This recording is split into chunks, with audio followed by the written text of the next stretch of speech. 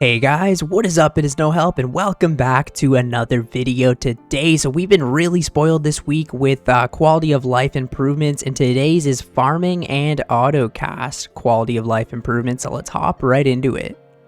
So there is a known issue. The My Arms Leprechaun deck chair is showing a combat level of 1, and this is to be cold fixed. That's pretty funny. Now, farming is something that I try to do every single day, so any quality of life improvement to farming is great. So let's see what they've done. We've been busy in the garden, making some fresh changes to improve your farming experience. Gardeners are finally grounded, no more chasing them down, those days are over. Instead, they've been lovingly trapped within a 3-tile diameter where they'll remain forever in their tiny self-made garden prison, waiting eagerly to assist you with your crops. It's like a VIP service, except the VIP is stuck in a tiny square that can't escape. Enjoy the freedom of never losing them again. Honestly, it's good because it is annoying finding them, especially when you do the herb runs, the tree runs, the fruit trees. You do all of them. I try and do all of them at once, and you know, some of them like to wander away. And that's not all, because the leprechaun has moved in. Leprechauns are now hanging out closer to herb patches, making it quicker and easier to access that sweet storage. It's like they knew you were coming. Honestly, that's almost even better, to be honest, because most of the time I don't pay the farmers. I just use Ultra Compost, and the farmers are very nice because you can actually just use your herbs or whatever on them to note them. So, oh, this is so good. I'm gonna have to check this out in game. Okay, so I just went to the Port Phasmatis one with the Ecto file right here, and as you can see, the Tool Leprechaun is right here. So now I believe he used to stand somewhere over here, so you had to pick the herbs, run all the way back, and then pick the herbs again. If you're doing the flower patches too, it can be kind of annoying running back and forth to him, but now that he's always going to be here, you can grab your tools, get right to farming. And I haven't even seen this lady move at all. They said there's like a little radius or something like that, but yeah, it looks like she's stuck in place too. Oh, yeah, look, that's 3. So these 3 tiles, I'm assuming, are the only ones that she can walk on. Oh, she's moving again, up to there and up to here. Okay, so it doesn't look like she can go far at all, which is very nice because, oh, moving. So it looks like these tiles right here, that's it. That is so good.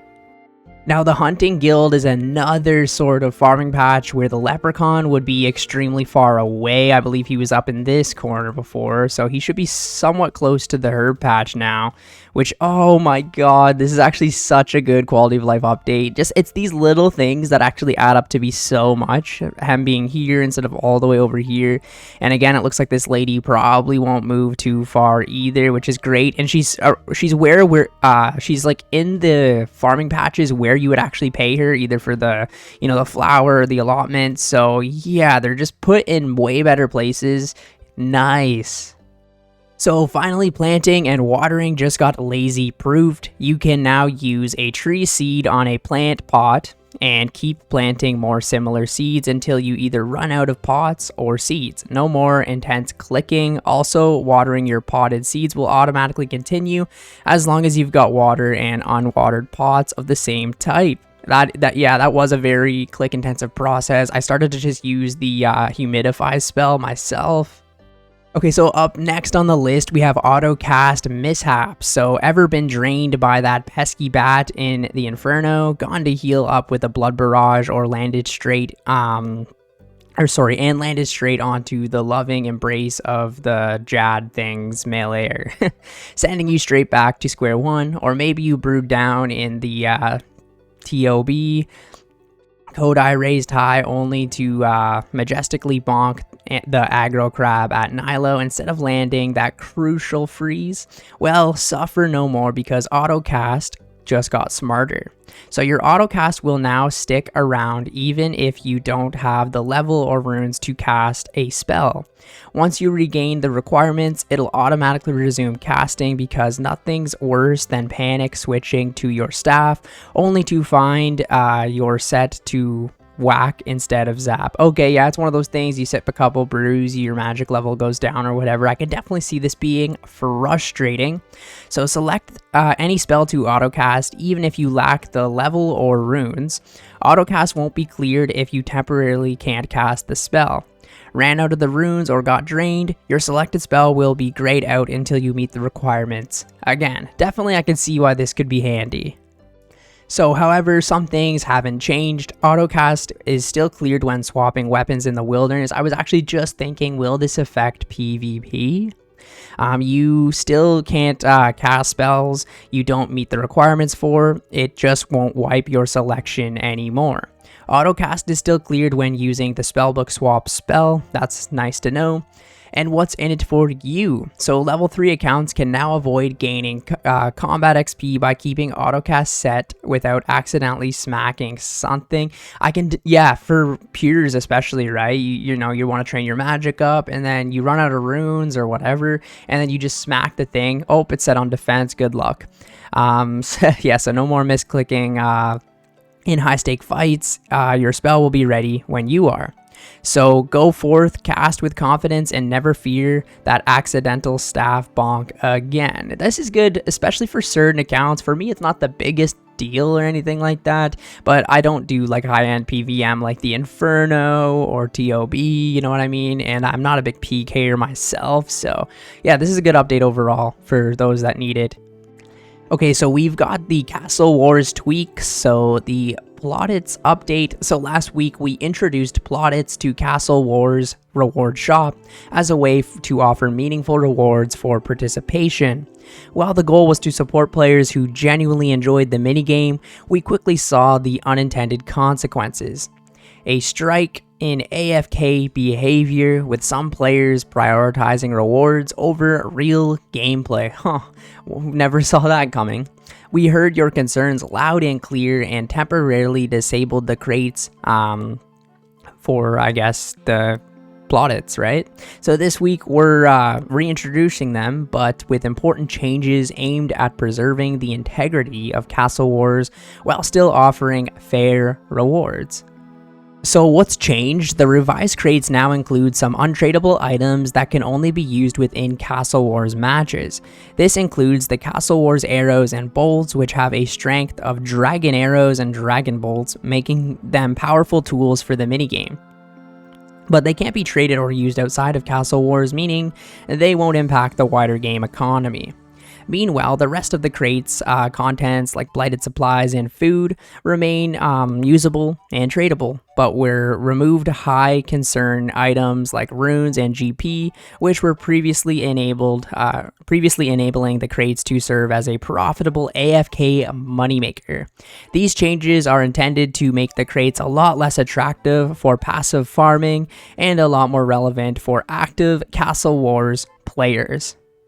My only concern with this is people wanted to bring Castle Wars alive again, right? And certain things like runes and GP, right, were kind of attractive. Maybe they could almost make it so that the more active, I guess you were, the more, say, runes and GP you would get, rather than the way they're doing it. I do kind of like it, but it's at the end of the day, it's one of those things where if there's not like a great reward or incentive to do it, it's not going to be played as much. So this is the updated loot. So 4 noted blighted super restores, 75 to 105 Castle Wars arrows, and also bolts, 2 Castle Wars tickets, 10 to 15 blighted ice sacks, 175 to 225 rune arrows. There's rune javelins in there too. We've got 15 to 25 blighted manta rays, 25 to 35 blighted anglerfish, 35 to 45 blighted carambons, and 20 to 30 blighted vengeance sacks. So we know players have mixed feelings. Some would prefer the crates to be scrapped entirely, others want the original rewards restored. We hope this middle ground keeps the spirit of Castle Wars alive, offering relevant, balanced rewards without enabling the wrong kind of gameplay. It's one of those things where if they do something that has great rewards, no matter what it is, there's going to be players that are going to exploit it, find a way to make it easier, and I guess in this case, pretty much AFK to gain rewards. It's just, you know, there's so many players. There's going to be players that are going to kind of go out of their way to make it easier. We'll keep monitoring how things go, and we're always open to feedback as we refine things farther. Thanks for sticking with us while we work to make Castle Wars the fun, competitive experience it's meant to be. So in addition, we've also made the following tweaks. So the message telling you that you cannot attack a teammate in Castle Wars is now filtered. The Castle Wars rune pouch will now enable free casts of Humidify. Logging out and back in a game of Castle Wars will no longer magic another rune pouch into your inventory. The new barricade cap restricting teams to 7 barricades outside and 10 inside the base now only applies on dedicated Castle Wars worlds. Now back to storming castles and setting things on fire as usual. Okay, so the 8 to 16-bit music update. So, we wanted to give you an update on some audio improvements we're making to old school RuneScape. We're thrilled by the positive response and the genuine enthusiasm you showed for the audio team's efforts in our recent 16-bit blog post. If you missed that, you can check it out here and get the full laydown. However, we also heard your concerns about preserving the authentic old school feel that you know and love. We understand completely.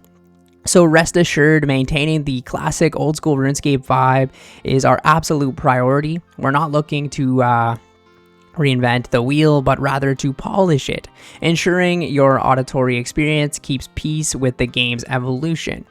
I don't know about you guys, let me know down in the comments. I would say 95% of the time I play with all of the sounds off.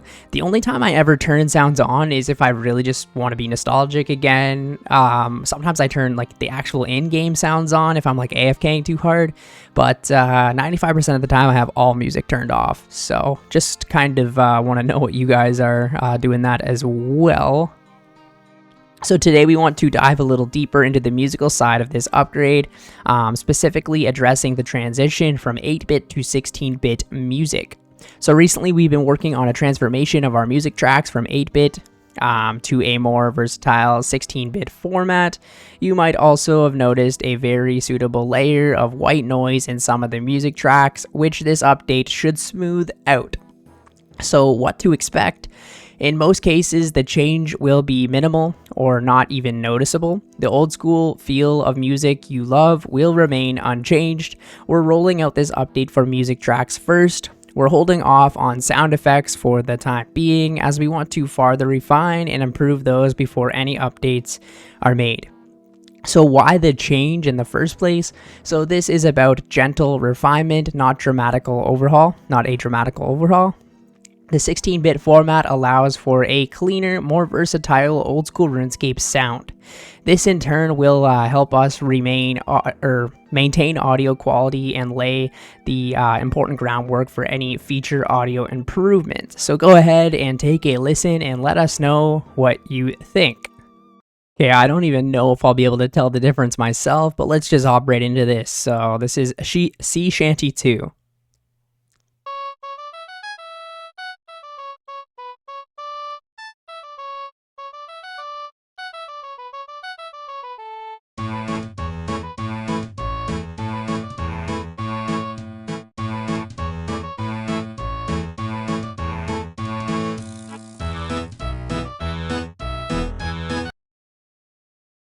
I don't think you guys have anything to worry about. It sounds exactly the same to me. Okay, maybe it was just that one sound.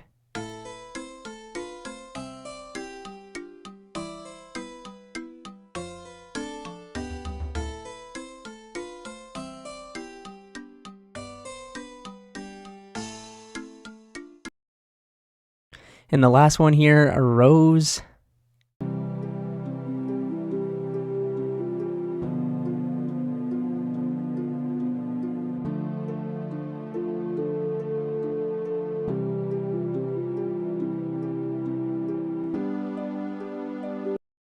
I don't really know this song. I feel like I'm hearing a little bit different in this song, but I'm probably just not. I don't know. I don't think we have anything to worry about. I'm probably going to save this for another blog video when they update it farther, but they've been doing some progress on the Yama boss. As you can see here, there's a little bit of a animation with it, which looks cool.